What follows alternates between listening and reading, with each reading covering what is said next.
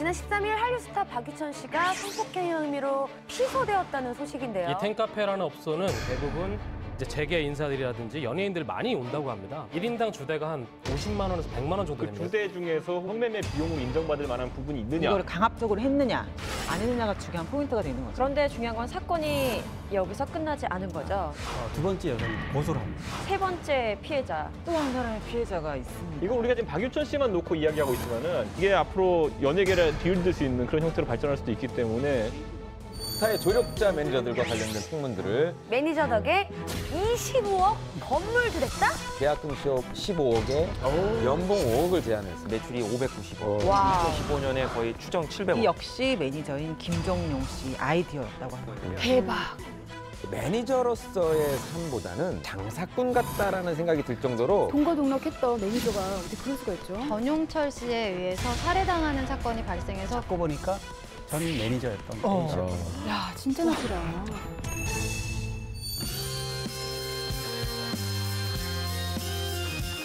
세상을 들썩들썩하게 한 풍문. 모든 풍문을 속 시원하게 해결해드리겠습니다. 밀착 토크. 풍문으로 들어쇼!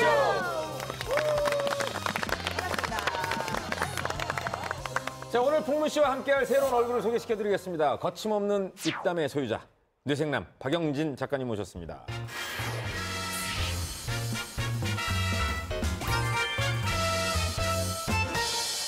네, 안녕하세요. 박영진 작가입니다. 저는 여기 뭐 글 쓰는 뇌생남 좀 부담스럽고요.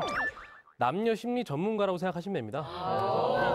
연예계에 또 이 남녀 관련된 풍문 엄청 많지 않습니까? 그런 쪽을 제가 또 날카롭게 한번 파헤쳐 보도록 하겠습니다. 근데 그런 전문가는 그렇게 생기셨어야 되는 거예요.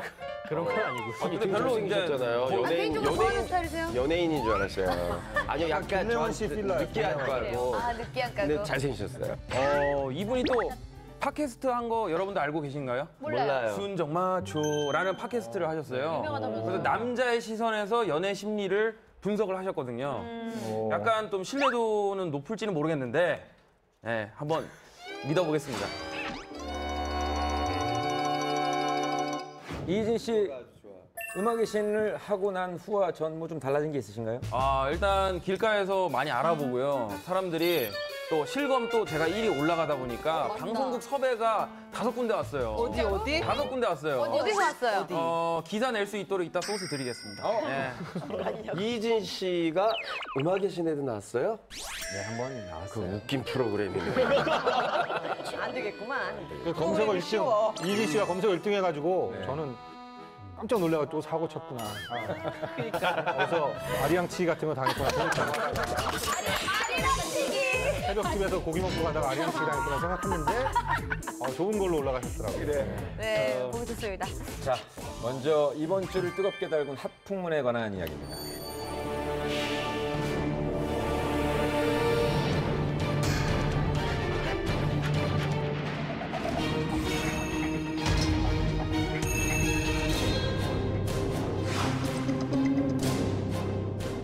네, 지난 13일 한류 스타 박유천 씨가 성폭행 혐의로 피소되었다는 소식인데요. 자세한 내용은 강희룡 기자님이 전해주시죠. 지난 13일이었죠. 20대 여성 A 씨가 박유천 씨를 성폭행 혐의로 이제 고소장을 냈다는 얘기가 이제 언론에 이제 보도가 됐는데 고소를 내면서 뭐 속옷에 묻어 있는 어떤 뭐 DNA 검사를 해달라 이런 거 증거물까지 그대로 제출을 했는데 이 사건은 지난 4일 날, 그러니까 고소하기 일주일 전에 그 박유천 씨가 생일날 지인들과 같이 새벽 5시에 자신이 근무하는 유흥업소에 찾아왔다가 뭐 이런 파티를 하고 그다음에 이제 불미스러운 일이 벌어진 겁니다. 바로 화장실에서. 이 사건이어서 이 사건이 하도 일파만파로 커지는 지금 바람에 뭐 박유천 씨도 그렇고 많은 팬들 모든 사람들이 지금 거의 충격을 받고 있는 상황입니다.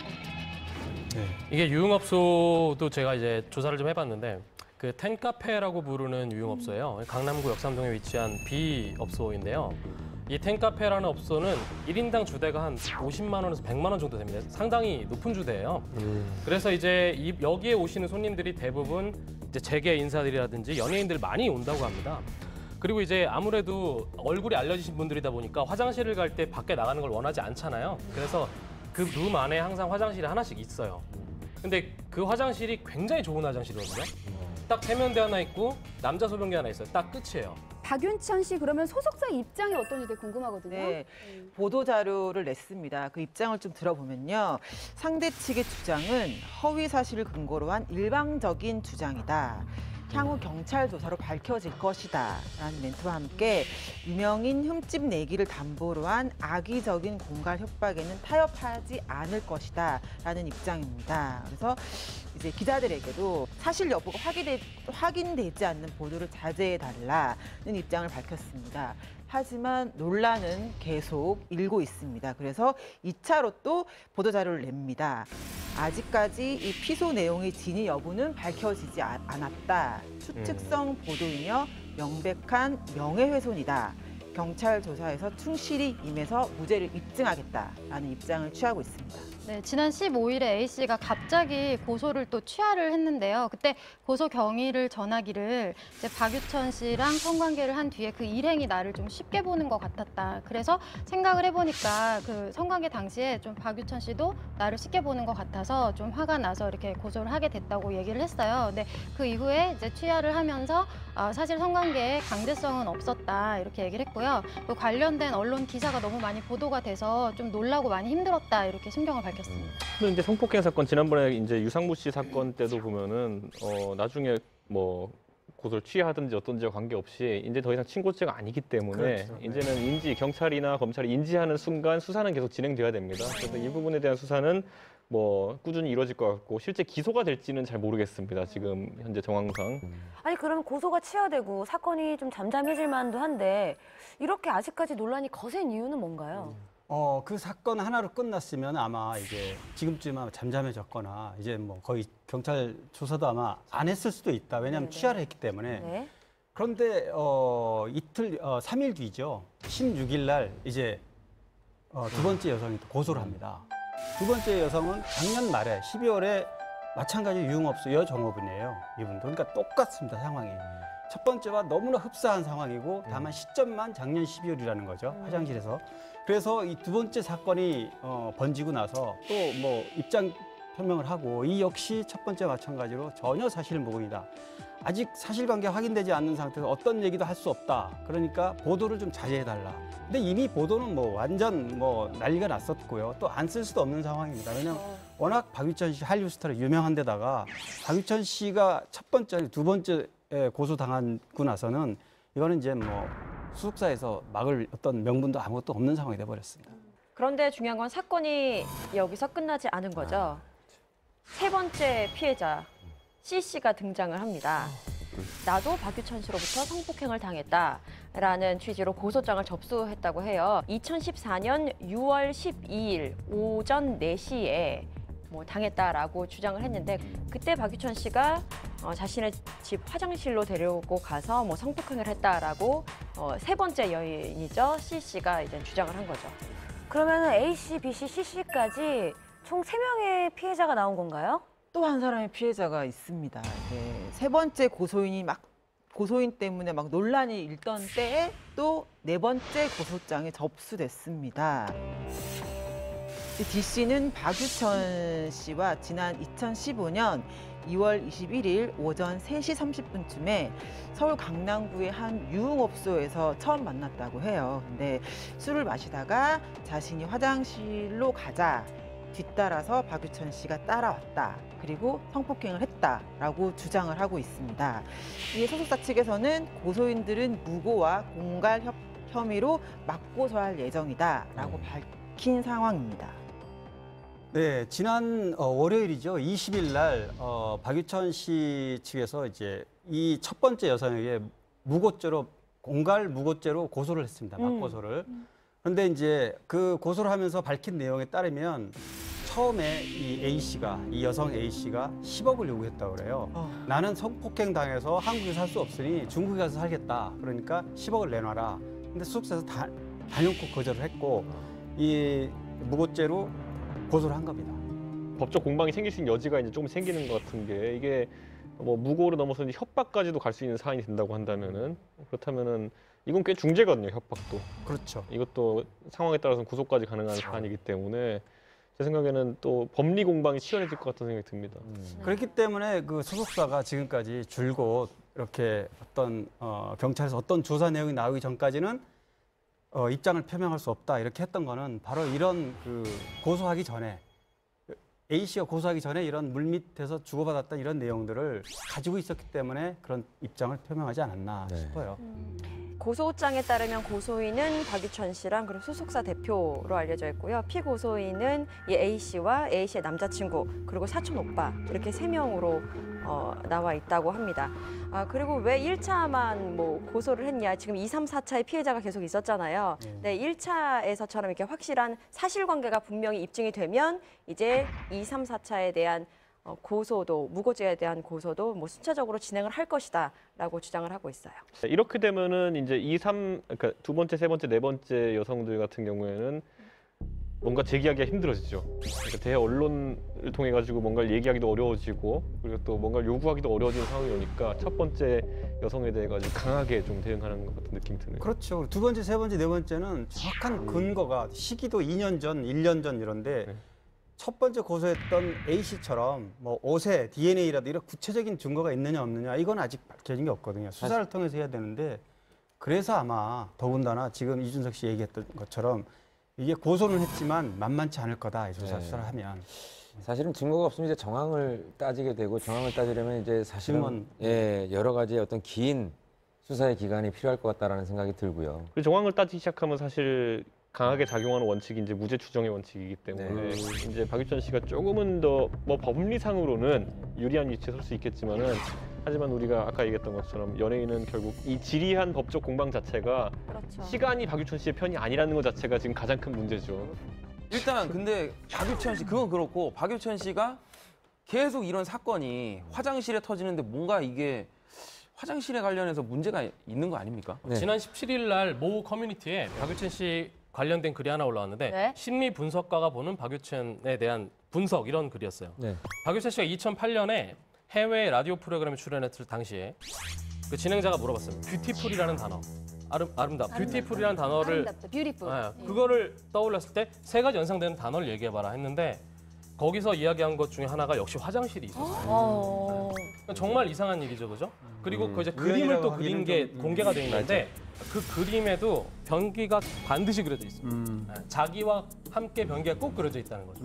종이컵에 그려져 있고 뭐 다른 곳에도 그려져, 그러니까 자기가 들고 있는 판넬에도 그려져 있는데, 하여튼 아름다운 뷰티풀이라는 단어를 듣고 어떻게 대화, 한숨, 화장실이라는 단어를 떠올릴 수 있냐고. 그러니까 화장실이라는 거에 대해서 원래 평소부터 굉장히 집착하고 있는 사람이다. 이렇게 좀 느껴지는 거죠. 이게 어렸을 때 이게 왜 생기냐면은 어렸을 때 예를 들어 뭐 우리가 이제 처음에는 화장실을 아무도 못 가리잖아요. 근데 그 화장실을 가리는 과정에서 부모님에게 강하게 압박을 받았을 때 너무 심하게 압박을 받아 트라우마가 남는 경우는 화장실 변기를 보고 있거나 만져야지만 심리적으로 안정이 되는 그런 어떤 비정상 애착 관계가 형성될 수가 있어요. 자, 그리고 박유천 씨의 논란이 여기서 끝은 아니죠. 네, 그렇죠. 이제 지금 사회복무요원으로 강남구청에서 복무를 하고 있잖아요. 이 근무 태도 논란이 또 이번에 일게 됐는데 2015년 9월에 이제 강남구청 관광진흥과에서 복무를 시작했어요. 그런데 그 이후에 연가가 14.5일 그리고 병가가 13.5일 조퇴 2일을 사용했다고 알려져 있거든요. 이런 뭐 횟수를 좀 보자면 강남구청 소속되어 있는 사회복무요원 66명 중에서 가장 높은 뭐 사용 횟수라고 해요. 이 부분에 대해서 많은 논란이 있었지만 일단 강남구청 이야기에 따르면 복무 기간에 비해서 뭐 한 4분의 1 정도로 쓴 거긴 하지만 이게 법적 테두리 내에서 허용되는 부분이라는 거죠. 그렇기 때문에 이 부분에 대해서는 어느 정도 일단락된 부분이 있다고 봐요, 저는. 저는 산업기능요원이니까 약간 다르긴 한데 지문 같은 걸 관리하고 이러거든요. 그러니까 이 날짜 초과 이게 싸이 씨 때부터 관리가 강화됐어요. 싸이 씨가 그때 부실복무했다 그래서 제가 적용됐는데 지문으로 관리하고 이러기 때문에 이건 뭐 날짜를 초과해가지고 만약 연관한다? 복무 연장돼요, 어차피 나중에. 그러니까 이거는 뭐 문제될 사안은 아닌 것 같아요, 보니까. 그렇죠? 뭐 보통 병가 같은 경우는 자유롭게 쓸 수 있겠지만 지금 상황에 병가가 진짜 지금 심리적으로 굉장히 아플 거예요, 지금. 그렇지만 병가 쓰면은 또 불필요한 오해를 살 수 있기 때문에 진짜 이러지도 저러지도 못하는 상황에서 지금 복무 중인 거죠. 사실은 역대 이런 스타급의 사건 치고는 가장 빨리 제가 뭐 기록을 재보진 않았지만 뒤져보지도 않았지만 가장 빨리 팬심이 등을 돌린 사건이 아닌가 싶고요. 그래서 포털 사이트의 주요 팬클럽 중 한 곳이 박유천 씨의 지지를 공개 철회한다라고 얘기를 했고요. 또 박유천 씨는 한류 스타이기 때문에 지금 중국과 일본에서도 파장이 굉장히 크고요. 뭐 중국이나 일본은 조금 지금 늦게 더뎌가고 있지만 이 사건의 여파에 따라서 한류에도 좀 약간 영향을 미치지 않을까 하는 조심스러운 걱정입니다. 네, 팬이 사실 나는 이 사람을 지지하는 걸 철회하겠다라고 얘기할 정도면 상황이 심각한 거죠. 거의 팬은 가족이랑 마찬가지거든요. 그러니까 뭐 부모님이 등 돌리는 거랑 마찬가지라고. JYJ에도 영향을 미치고 팬한테도 영향을 미치고 더불어 이제 한류 사업하시는 분들한테도 영향을 미칠 수밖에 없다. 자, 그건 뭐 그러면 앞으로 이 사건이 어떤 방향으로 흘러갈지 그것도 궁금하거든요. 사실 이거는 좀 민감하기도 하고 딱 예단하기가 쉽지 않습니다. 지금 일단은 이게 첫 번째 고소 사건 나오고 다음 날 취하했을 때는 이게 친고죄가 아니라고 그래도 경찰이 판단해서 이게 완벽하게 합의가 됐으면 더 수사할 수도 있고 또 판단은 경찰이 하는 건데 그때까지만 해도 그렇게 심각하지 않았어요. 근데 지금 이번 박유천 사건 같은 경우는 첫 번째 고소녀가 고소했던 취하했잖아요. 네. 그런데 이제 그 이후에 두 번째, 세 번째, 네 번째가 나오면서 경찰도 이제 전담팀을 꾸렸습니다. 네네. 지금 12명으로 지난주 초에 전담팀을 꾸려서 앞으로 이거는 수사를 계속 확대해 갈 그런 분위기입니다. 이제 뭐 진짜 이것을 판단하는데 경찰이나 검찰이 굉장히 고민일 것이 아까 말했지만은 처벌 근거가 성폭력이 될 수도 있고요. 아니면 성매매가 될 수도 있다. 이런 것 때문에 지금 얘기가 되는데 예를 들어 분명히 가서 아까 주대를 지불했을 거 아닙니까? 네. 예, 그럼 그 주대 중에서 혹시 그런 어떤 성매매 비용으로 인정받을 만한 부분이 있느냐 이런 거에 따라 성매매가 인정될 수도 있는 거고요. 이걸 우리가 지금 박유천 씨만 놓고 이야기하고 있지만은 이 사건의 처리 결과를 보고 혹시라도 다른 연예인과 비슷한 일이 있었던 사람들이 줄지어서 경찰서로 가는 일이 발생할 수도 있습니다. 그러면은 솔직히 말하면 그 업소라는 것들이 지금 강남에서 영업한 지가 몇십 년씩 됐을 텐데 우르르 비싼 사례들이 몰려가면은 이게 앞으로 연예계를 뒤흔들 수 있는 그런 형태로 발전할 수도 있기 때문에 지금 이 박유천 씨의 이 수사 처리 결과에 모든 사람들이 지금 그 촉각을 곤두세우고 있는 거예요. 그리고 가장 중요한 어떤 문제는 제가 보기에는 이제 술을 먹던 공간에서 일어난 사건도 중요하지만 이제 그곳을 벗어나서 박유천 씨의 집에서 이루어졌던 사건은 조금 경찰 수사 단계에서 심각하게 수사를 진행할 수 있을 것 같다는 생각이 드네요. 그 CC나 이런 경우 같은 경우는 2년 가까이 된 지금 일이거든요. 네네. 사실상 이 사실관계를 또 그럼요. 입증하기가 쉽지가 않기 때문에 지금 소속사나 박유천 씨의 대응만 본다 하더라도 지금 A 씨와 B 씨에 좀 집중해가지고 여기서 문제를 좀 해결하려고 하는 것이 지금 보이는 거죠. 네, 그렇죠. 오늘 무고죄로 이제 맞고소를 했는데 그 A 여성에 대한 것만 지금 무고죄로 고소를 했거든요. B, C, D는 좀 앞으로 수사의 좀 진행 상황을 보면서 추후에 대응할 것도 보여요. 무엇보다도 그 박윤천 씨 심정이 좀 궁금합니다. 네, 뭐 녹화 전에도 우리 기자분들이 다 얘기하셨는데 기자분들이 요즘에 출근지가 강남구청이에요. 네, 거기서 다 오시고 아침에 도장 찍고 오시는데 박유천 씨가 거기서 지금 공익요원으로 근무하고 있고요. 네. 사실 뭐 본인도 굉장히 지금 뭐 말도 입도 안 열고 있고 뭐 항상 슬퍼하고 눈물도 많이 흘리고 있다고 합니다. 네. 그래서 가장 힘든 게 그거 같아요. 매일 이제 본인은 출근을 해야 되는 입장이니까. 출근을 하고 그 많은 어떤 시선과 그 많은 어떤 상황을 몸으로 다 부딪혀야 된다라는 그게 아마 가장 지금 괴로울 거예요. 근데 사실은 뭐 어쩔 수 없죠. 뭐 지금 현실이 피할 수 없는 상황이죠. 처음 고소 사건이 났던 다음 날 첫 출근이었죠. 네. 그때 8시쯤 평소는 9시 출근하는데 8시쯤 미리 출근해서 빨리 이제 병가를 내고 퇴근을 했는데 그 다음에는 또 언론을 피하기 위해서 7시 반에 출근했어요. 그런데 아무리 일찍 출근해도 소용이 없습니다. 이게 사실 박유천 씨가 되게 효자로 알려진 분이에요. 그래서 네. 좀 어머니 얘기를 좀 듣고 싶어서 저도 한번 집에 한번 가본 적이 있는데 어머니께서 지금 집 밖에 아예 그냥 외출을 안 하시고 기자들의 뭐 이런 초인 정도 다 일체 차단을 한 상태입니다. 그래서 주변 평판을 좀 들어보니까 어머니 마트 갈 때도 꼭 유천 씨가 이렇게 픽업해주고 내려주고 짐도 들어주고 굉장히 예의 바른 청년으로 이렇게 주민들이 다 알고 있으시더라고요. 그래서 그런 부분이 되게 더 안타까운 소식이었던 것 같아요. 사실은 스타잖아요. 네, 그렇죠. 그분이 사는 그 동네의 모든 분들은 그분의 가족들하고도 다 친하고 맞습니다. 우리 동네에 이런 친구가 살아요 하면서 사실은 다 그 동네 분들하고 어떻게 보면 되게 친하게 지낼 수 있는 스타이기 때문에 또 실망은 또 그 주변에 있는 분들이 또 그만큼 더 크지 않을까 싶고 가족이 가장 지금 힘든 시간을 보내지 않을까 싶은 생각이 드네요. 제가 커밍아웃을 2000년대 했을 때 저희 부모님이 이제 제가 전 국민한테 이제 욕을 먹는 입장에 들어갔잖아요. 그 전까지 연예인이라고 이렇게 자랑하는 아들이었다가 부모님께서 아 그럼 이제 고향에서 못 살겠다. 떠나야 되겠다 고향을. 이웃 어르신들 동네 분들 다 알고 있는데 일단 창피해서 못 사신다고 그 얘기를 하셔서 이런 일이 사건이 터지면 그 옆에 있는 가족들도 굉장히 고통을 받는다는 것을 한 번쯤 더 생각해 보셨으면 하겠습니다. 네. 법의 유무를 떠나서 일단은 그렇죠. 박유천 씨가 많이 상당히 안 좋은 상황이라고 봐야 되겠죠. 네.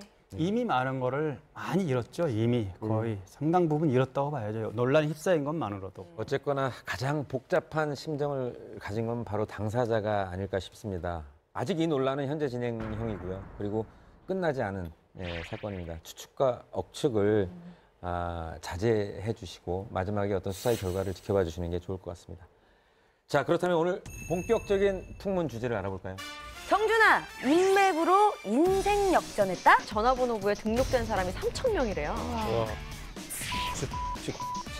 사실 예능인이 만나기 힘든 사람들. 진짜? 진짜? 정준하 그분이 뭔가 이렇게 장사꾼 같다라는 생각, 거의 연예인들의 그 어떤 아지트를 만든 거죠. 초호화 하객들이었죠. 성 씨. 축의금으로 강남 아파트 한 채 값이 들 정도로. 이젠 당신이 그립지 않죠. 보고 싶은 마음도 없죠. 이젠 괜찮은데 내가 이 영화를 보면서 울었어요. 실제 밑에서 저의 업무를 봐주었던 그 매니저분이 암으로 돌아가셨거든요. 그래가지고 그 영화를 보면서 되게 슬프더라고요. 그 돌아가시기 전에 바로 직전에 저랑 다투기도 했었거든요. 그러니까 이 노래가 그 라디오스타 영화 그 주제곡이잖아요. 맞습니다. 라디오스타의 주제곡이었죠. 네. 제가 갑자기 노래 부른 이유 다들 궁금하시죠? 궁금하시죠? 궁금해요. 궁금하시죠? 이상민 씨 궁금하시죠? 이상민 씨 리액션 좀 해줘요. 이상민. 이준석 씨, 내가 다 안쓰러워. 내가 표정이 안쓰러워. 표정이 안쓰러워. 리액션 빨리 좀 해, 제발. 좀 해줘요, 제발. 이준석 씨 궁금하시죠? 진짜. 이상민 씨 좀 해줘요. 이상민 씨 한번 해줘요. 이상민 씨 궁금하시죠? 진짜 궁금해요. 식은땀 나. 정말 이상민 씨가 궁금해하는 바로 오늘 풍문쇼에서 다룰 주제가 사회 조력자 매니저에 관한 겁니다. 자, 오늘 풍문쇼에서는 연예계의 대표적인 매니저 출신 스타들과 매니저와 사랑에 빠진 스타들, 그리고 매니저로 인해서 대박난 스타들과 피눈물을 흘려야 했던 스타들까지 스타와 매니저에 얽힌 모든 풍문을 탈탈 털어드리겠습니다. 근데 매니저 이야기가 나와서 말인데 네네. 혼중현 씨 매니저가 네. 아까 저한테 와서 좀 얘기 좀 하더라고요. 형 죄송한데 진영이 누나한테 차 안에서 애교 떨면서 노래하지 말라고. 자기 운전하는데 너무 방해된다고. 도대체 차 안에서 얼마나 애교를 떨어요. 매니저한테까지.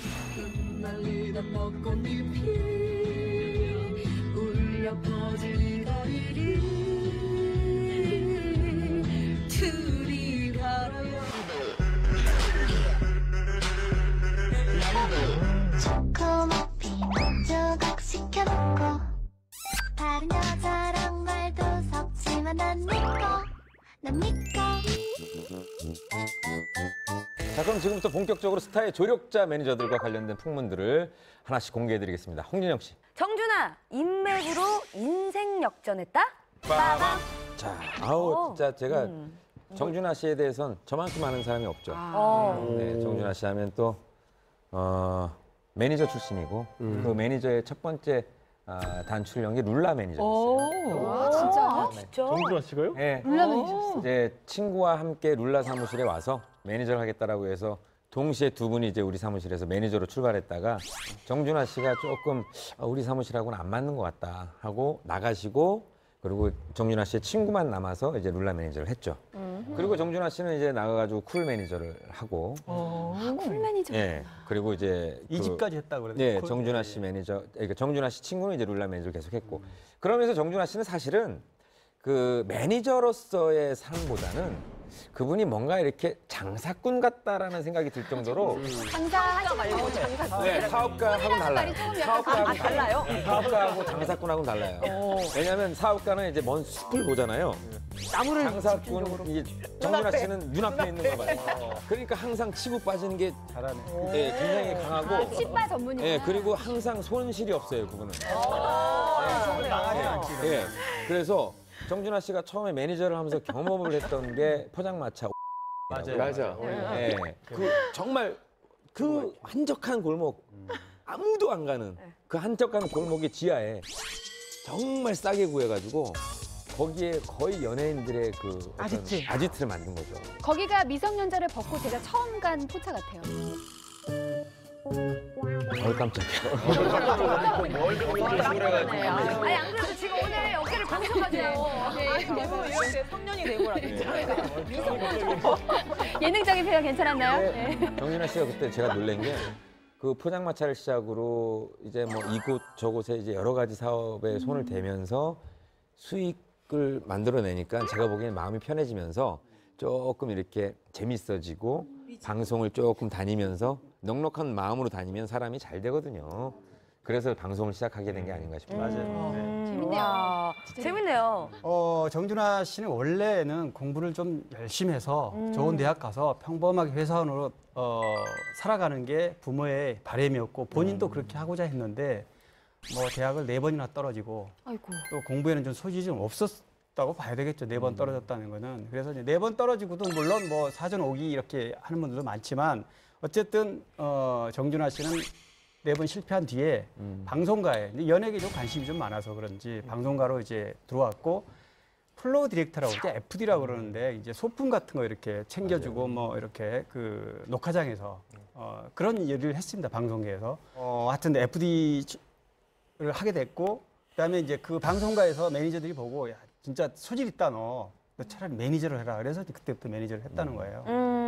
그러니까 매니저를 하라고 그래서 이제 찾아간 곳이 그게 맞다고 그래. 맞죠, 이상민 씨? 네네, 우리 거기 사무실 갔었어요. 갔는데 이제 거기는 이미 이상민 씨를 비롯해서 아니 직접 한 얘기예요. 이상민 씨를 비롯해서 이렇게 거론을 하더라고요. 이미 포진이 돼 있어서 자기는 그 사무실을 별로 이렇게 받아줄 것 같지 않아서 그 길로 나와가지고 매니지먼트를 차렸다. 이렇게 얘기하더라고요, 본인. 아니 근데 정준하 씨 하면 또 유명한 이력이 이휘재 씨 매니저로 그렇죠. 알려져 있는데 이건 또 어떻게 시작하게 된 건가요? 근데 원래 이휘재 씨도 사실 정준하 씨처럼 MBC FD 출신이었어요. 그래서 오가면서 두 사람은 좀 얼굴 안면이 있는 사이라고 하더라고요. 근데 그러던 중에 정준하 씨가 지인과 함께 매니지먼트를 차렸고 또 당시에 또 이휘재 씨는 강호동 씨와 함께 음반을 내기 위해서 연예인으로 데뷔하면서 정준하 씨 소속사로 찾아갔다고 합니다. 아니 믿겨지지 않는 게 우리가 알고 있는 그 강호동 씨와 이휘재 씨가 가수를 데뷔할 준비를 했다고요? 네, 저도 믿겨지지 않는데요. 휘와 동이라는 이름으로 어머 이 이름 너무 아기자기하다. 준비하려고 했었다고 해요. 그래서 이거를 계기로 이제 정준하 씨가 이휘재 씨의 매니저로 일을 하게 되는데 정준하 씨가 이휘재 씨보다 나이도 한 살 많고 그러다 보니까 약간 불편했었나 봐요. 그래서 두 분이 이렇게 일 외에는 좀 이렇게 존댓말로 대화를 하면서 사적인 얘기를 전혀 나누지 않았다고 합니다. 요 휘와 동이 그 당시에 수화진을 겨냥한 네. 그룹이었다는 소문 돕니다. 옛날에 그 은방울 자매를 겨냥한 쌍방울 자매라고 그 이미 그 박미선 선배님하고 누구죠? 그 이성미. 예. 박미선 선배님하고 이성미 선배님 두 분이서 그 쌍방울 자매라고 앨범이 나왔었고 이게 좀 먹히는 거거든요, 사실. 저희도 1, 2네어를 겨냥하려고 둘리네어라고 딘딘하고 슬리피랑 같이 또 음반을 준비하고 있거든요. 진짜? 아, 진짜로. 우와. 이게 먹히는 거예요. 신세 PR인 것 같은데요, 지금. 편집 부탁드립니다. 요거 PR인 것 같은데요. 정준하 씨랑 이휘재 씨는 말씀하신 것처럼 약간 처음에 서먹한 부분이 분명히 있었다고 해요. 나중에 술자리에서 이제 서로의 마음을 확인하는 시간을 가졌다고 하는데 이휘재 씨가 처음에는 정준하 씨가 자신의 이름을 어떤 등에 업고 연예계로 진출하려는 듯한 느낌이 들어서 그렇게 오해를 해서 좀 보기가 조금 별로였었나 봐요. 그래서 둘의 관계가 좀 안 좋았었는데 사실 그때는 정준하 씨가 연예계로 데뷔하고자 하는 마음도 없었었고 전혀 그런 마음이 없었는데 그런 오해가 생기면서 좀 서먹해졌다고 하는데 나중에 풀려서 지금은 굉장히 지금까지 돈독한 사이가 됐다고 하더라고요. 여기서 재미있었던 거는 정준하 씨가 매니지먼트사를 이제 지인과 차렸잖아요. 네. 차리고 나서 첫 번째 매니지먼트 기획을 하는데 쿨이 직접 찾아왔다는 거예요, 사무실에. 그래서 쿨의 1집, 2집까지 직접 매니지먼트를 정준하 씨가 했고, 아하. 그리고 이제 매니저로서의 충분히 자기 진가를 쿨을 통해서 한 다음에 인정을 받은 겁니다. 그걸로도 그러면 돈을 많이 벌었죠. 그렇죠. 그거 괜찮았죠. 괜찮았고 약간 믿겨지지 않는 부분 하나. 네. 매니저 역할을 굉장히 꼼꼼하게 잘했다는 평가를 오, 받았습니다. 잘할 것 같아요. 네. 그럴 것 같은데 저는 왜냐면 매니저가 보통 관리하는 것 중에 그 그룹이나 이런 관리하는 연예인의 평판 같은 거 관리를 하잖아요. 근데 정준하 씨가 가끔가다 이제 구설수에 오를 때 보면은 해명하는 거 보면 되게 구체적으로 다 하더라고요. 조목조목 표현하는 거 보면서 성격 자체가 꼼꼼하다는 건 저도 그냥 일반 신문 독자 레벨에서도 알고 있었어요. 꼼꼼해요. 네, 성격이 그런 정말 것 같아요. 꼼꼼해요. 네. 그 정준하 씨가 연예계에서도 굉장한 마당발이라고. 그럼요. 정준하 씨는 뭐 이미 마당발입니다. 그래서 뭐 다 알죠. 뭐 손승헌 씨, 소지섭 씨, 권상우 씨.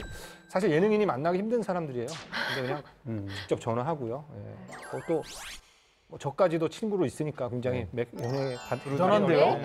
휴대폰 전화번호부에 등록된 사람이 3,000명이래요. 그리고 메신저 친구는 2,000명이래요. 엄청난 거죠. 그리고 정준하 씨가 사람 한 번 보면 얼굴을 진짜 잘 기억하세요. 그것도 능력이네요. 네. 그러니까 어떤 사람 봐도 지난번 거기서 뵀던 사람이군요 하면서 좀 털털하고 좀 친근하게 모든 사람을 대하더라고요. 정작 홍석천 씨도 인맥하면 이 자리에서는 또 안 빠지죠. 안 빠질 이 것 자리가 같은데. 아니라 이분 연예계. 만 명 예상합니다. 랭킹에서도 항상 1위예요. 인맥왕. 좋은 관계로 만나시는 분이 몇 명이나 제가 보기엔 지금은 정준하 씨를 앞질르지 않았을까 싶어요. 휴대폰에 한번 보여주세요. 등록된 사람이 몇 명이에요? 미소 봐, 미소. 아니요, 그게 아니라 제가 얼마 전에 이제 휴대폰을 이렇게 바꾸는데 휴대폰 직원이 깜짝 놀라더라고요. 3,500명이 넘는 핸드폰 번호를 갖고 있는 분은 자기가 처음 봤다고. 그래서 제가 그렇게 많이 있나? 이런 생각이 들었어요. 좀 이렇게 정준하 씨 보면 굉장히 정 많은 타입이잖아요. 네. 정 많고 좀 오지랖 이렇게 넓게 그런 분들이 보통 인맥이 많은데 정준하 씨 보면 방송에서 보면 딱 그런 느낌이잖아요. 아무래도 그래서 정준하 씨는 사실 그 인맥 때문에 매니저가 된 것도 또 연예인이 된 것도 다 그 자신의 그 스타일에 맞는 폭넓은 인맥 덕분이라는 게 입증이 됐습니다. 정준하 씨는 매니저에서 어떻게 연예계 데뷔를 한 거죠? 그러니까 그냥 계속 매니저 일만 해도 그분은 굉장히 잘하셨을 것 같은데 맞아요. 갑자기 연예계로 들어왔어요. 이 당시에는 이렇게 그 야외 꽁트 같은 게 있었어요. 한 7, 8분짜리가 있었는데 스토리가 있는. 예, 이런 거 하면은 이제 보조 출연자도 옵니다. 왜냐하면 엑스트라들까지 너무 비싼 사람을 쓸 수가 없으니까 대충 뭐 개그맨 3, 4명이 축을 이루고 나머지 뭐 배달하는 분이라든가 뭐 세신사라든가 이런 분들은 그냥 보조 출연자가 오는데 보조 출연자가 또 되게 못할 때가 있어요. 그러면 그냥 매니저가 너 와서 한번 해봐 이랬는데 정준하 씨가 그거를 속된 말로 잘 똑 따먹은 거다. 너무 잘하고 또 그때 바스트샷이 너무 웃겼어요. 되게 자체가 웃기게 생겼잖아요. 일단 웃겨요, 그냥. 지금에서 이렇게 막 볼살도 빠지고 그래서 너무 웃겼어요. 그냥 쫙 원샷만 가도 웃겨가지고 이 사람이 되겠다라고 해서 유수열이라고 이제 MBC 사장까지 지낸 분이 계신데 PD에게 지시하고 정준하 씨도 설득했다고 합니다. 연예인을 해라. 결국 연예인이 좋은 길이다라고. 예, 이건 유수열 회장님 저한테 직접 해준 얘기인데 예. 그 덕에 정준하 씨 기회도 잘 잡았고 뭐 운이 맞았던 거죠. 맡았던 배역들이 뭐예요? 태워극장에서 이휘재 씨랑 함께 출연했었던 그 씬이 있었는데 첫 번째 역할이 바로 웨이터였대요. 웨이터인데 재떨이로 이휘재 씨의 담뱃재를 이렇게 받아내면서 금연석인데 밖에서 태우시죠. 요게 대사였다고 해요. 근데 굉장히 잘해가지고 눈도장을 찍었고 그 이후에 이제 테마극장에 고정적으로 출연하게 됐는데 맡았던 역할이 폭주족, 목욕관리사, 그리고 인질극을 벌이던 도둑 이런 역할로 다양한 역할을 소화하면서 개그맨보다 웃긴 매니저라고 정평이 났다고 하더라고요. 그렇게 주어진 역할을 똑 따먹다가 또 본격적으로 이제 TV 출연에 또 출연하게 됩니다. 네. 그 되게 인기 많았던 프로그램 있죠. 코미디 하우스란 프로그램에서 노브레인 서바이벌. 진짜 재밌었죠. 이 프로그램으로 일약 스타덤에 오르게 됩니다. 사실상 이휘재 씨가 군대를 가고 난 뒤에 정준하 씨의 연예계 활동이 더 활발해졌거든요. 그래서 이휘재 씨의 빈자리를 대신할 사람으로 정준하 씨가 이렇게 섭외가 됐기 때문인데요. 한마디로 정준하 씨가 이휘재 씨의 공백을 계속 메꾸면서 이제 연예계 활동을 하게 된 것이죠. 네, 그러면은 정준하 씨가 연예인이 된 건 이휘재 씨 때문이라고 해도 과언이 아닌 것 같은데요? 이휘재 씨는 오늘 외로워요? 이게 주제는. 아 죄송합니다. 이렇게 인연이 단 거죠. 네. 네. 정준하 씨는 노브레인 서바이벌 출연을 하고 나서 거의 네. 스타덤에 올랐잖아요. 그리고 정준하 씨가 이후에 이제 많은 프로그램에 출연을 하게 되죠. 네. 정준하 씨는 본격적으로 연기 활동도 이제 했었는데 황태자의 첫사랑, 그리고 장길산, 신입사원 이런 드라마에 출연한 후에 드디어 인생 최고의 프로그램을 만납니다. 바로 무한도전. 정준하 씨 인생의 정중앙이 되는 게 진짜 무한도전이라서 네, 무한도전이 중심에 잡혀 있기 때문에 지금 활발하게 활동할 수 있는 거고 국민 스타라는 이름을 붙이기에 딱 여기가 시발점이 된 거죠. 무한도전 출연하면서 좀 바보 같지만 착한 형 이미지로 굉장히 많이 사랑을 받고 있었죠. 그때 또 인생 작품을 만나게 됩니다. 바로 MBC 시트콤 거침없이 하이킹입니다. 여기서 이렇게 시도 때도 없이 빵구를 뻥뻥 끼는 그런 역할을 맡아가지고 아주 굉장히 큰 사랑을 받았죠. 그러던 중에 좋은 사람을 만나서 결혼을 하게 되죠.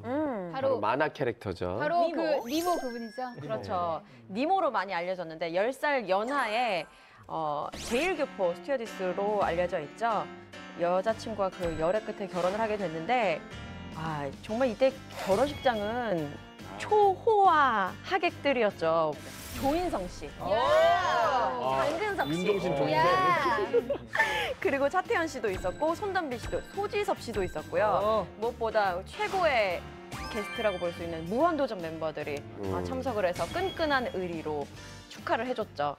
그리고 이때 결혼식 축의금으로 강남 아파트 한 채 값이 될 정도로 정말 그렇게 많이 하객들이 왔다고 해요. 이 결혼식 저도 갔는데요.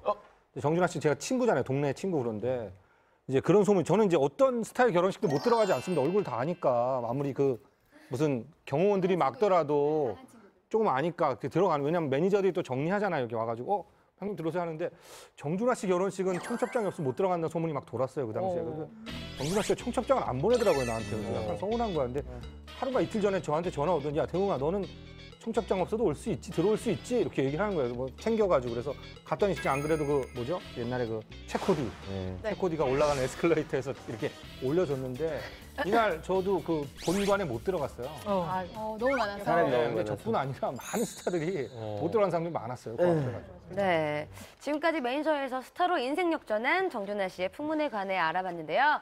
주변인을 잘 챙겨주는 넉넉한 마음씨의 소유자 정준하 씨가 앞으로도 인연을 맺은 소중한 사람들과 함께 행복하길 바라겠습니다. 그럼 여기서 반대로 스타에서 매니저로 활동한 분들에 대해서 좀 얘기를 한번 해보는 거 어떨까요? 아하! 당연히 있습니다. 바로 상민, 이상민, 네. 룰라이 리더에서 매니저 버튼 대표로 변신했던 이상민 씨입니다. 따단! 맞아, 이상민 씨 지금도 녹색창 검색해보면은 가수이자 뭐 가수만 나오는 게 아니라 연예 기획자로 나오는 맞아요. 기획자로 네, 기획사 이름이 뭐 상마인드였죠. 많아요. 뭐 LG도 있고 LSM도 있고. 네. 아니 뭐가 한번 쭉 많습니다. 읊어주시죠. 아니 저는 사실은 이제 양군 기획과 그리고 이제 우리 회사 상마인드. 그러니까 회사를 많이 보유한 어떤 그 매니지먼트 회사는 이제 우리 두 개 회사였어요. 진영이 형은 작곡가로서의 활동이 셌어요. 그러니까 보유한 가수가 많기보다는 정말 대한민국의 많은 가수들에게 이제 좋은 곡들을 주는 작곡가의 활동, 프로듀서의 활동이 조금 더 강했고 저하고 이제 우리 양현석 회장님은 이제 좀 약간 매니지먼트, 제작자의 어떤 길을 좀 이른 나이에 시작은 했죠. 근데 그때가 사실은 이제 우리 대한민국의 음반의 사실은 마지막 가장 호황기를 누렸던 해가 1999년이에요. 그때 잘 되셨으면 그 양현석 씨, 양 회장님처럼 이상민 씨도 이 회장님이 되셨을 텐데. 정말 많은 가수들을 제작했었던 경험이 있죠.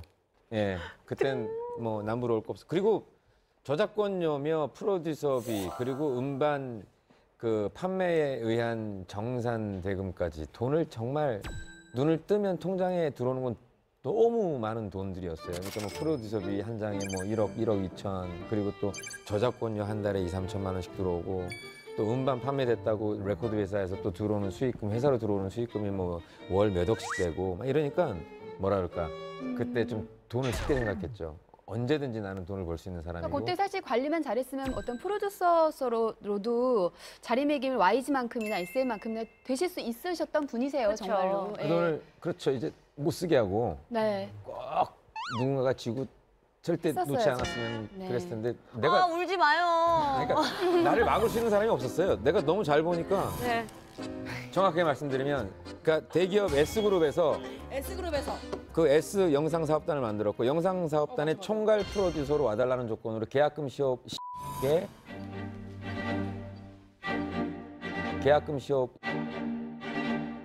15억에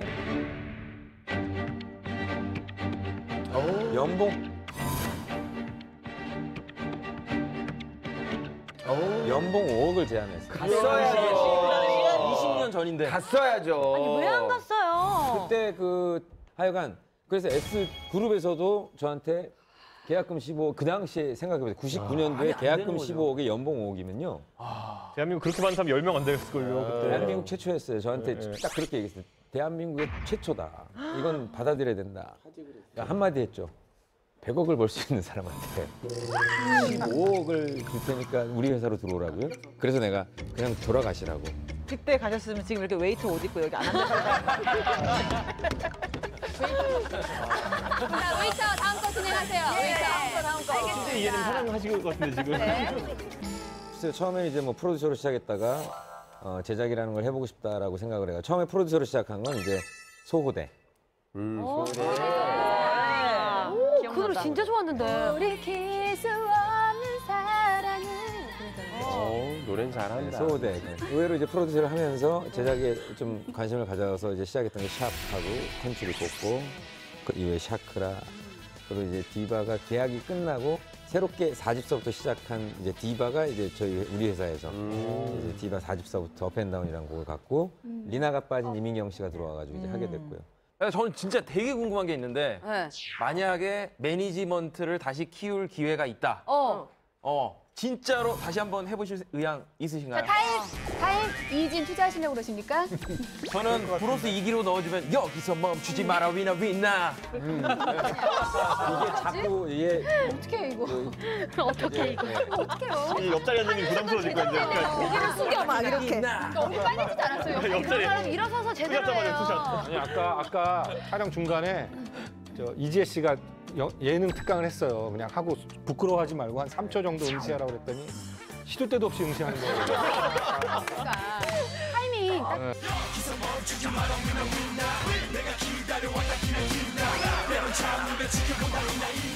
네. 지금까지 스타 출신의 매니저 대표 이상민 씨의 얘기까지 들어봤는데요. 이어지는 풍문, 우리 SM 씨가 소개해 주시죠. 이번 풍문은 스타와 매니저와의 특별한 관계에 관한 풍문입니다. 홍진영 씨가 풍문 주제를 좀 얘기해 주시죠. 네. 송지효 소속사 이적설이 흘러나온 것은 옛 남자친구인 매니저 때문이다. 빠밤. 자, 이번 풍문의 주인공은 송지효 씨입니다. 네. 혹시 송지효 씨와 관련된 풍문에 대해서 알고 계신 분들은 얘기를 좀 나눠주시죠. 네. 송지효 씨는 올해 2월 결혼 루머에 한번 휩싸여서 좀 곤욕을 치렀습니다. 근데 저도 그 SNS에서 송지효 씨 그 결혼설을 본 적이 있는데 송지효 씨 왜 갑자기 근데 이런 설에 휩싸이게 된 거죠? 어떤 기사가 하나 나왔어요. 근데 그 기사 제목이 러닝맨 김종국 송지효 결혼.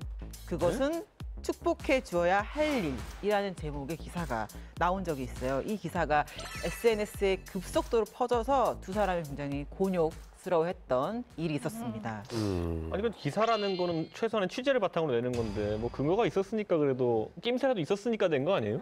이 기사는 아주 단순히 그냥 나간 것 같아요. 이 네티즌들의 주장, 바람이 기사화된 해프닝이었던 거죠. 두 사람이 뭐 러닝맨에서 굉장히 좋은 모습 보이니까 두 분이 잘 엮어지면 좋겠다라는 네티즌들의 바람이었던 거죠. 우리 송지효 씨가 여러 살과 관련된 풍문이 많은 것 같습니다. 이번 풍문 주제 역시 송지효 씨의 옛 남자친구인 매니저와 관련된 거잖아요. 네, 그렇죠. 자, 송지효 씨의 옛 남자친구 매니저 도대체 그분이 누구죠? 예전에 기사로 한번 났었는데 송지효 씨의 연인 관계로 알려졌던 옛 남자친구는 그 소속사죠. CGS 엔터테인먼트의 백창주 대표였어요. 그때 데이트 장면이 사진으로 포착이 되면서 보도가 됐었는데 이 송지효 씨가 기존 소속사에서 다른 소속사로 이적을 하는 과정에서 마음고생이 좀 심했는데 이때 그 백창주 대표가 굉장히 많이 옆에서 힘이 돼줬고 위로도 해주면서 자연스럽게 가까워졌고 연인으로까지 발전했다라는 기사였었죠. 당시에 좀 열애설이 파급력이 굉장히 컸는데요. 2012년 상반기에 그 백창주 씨가 한 포털 사이트에 최다 인기 검색어 10위 안에 오를 정도로 굉장히 그때 이슈가 됐었습니다. 네. 당사자들 입장이 가장 궁금한데 열애설 나가는 당시에 CGS 엔터테인먼트는 또 어떻게 대응을 했나요?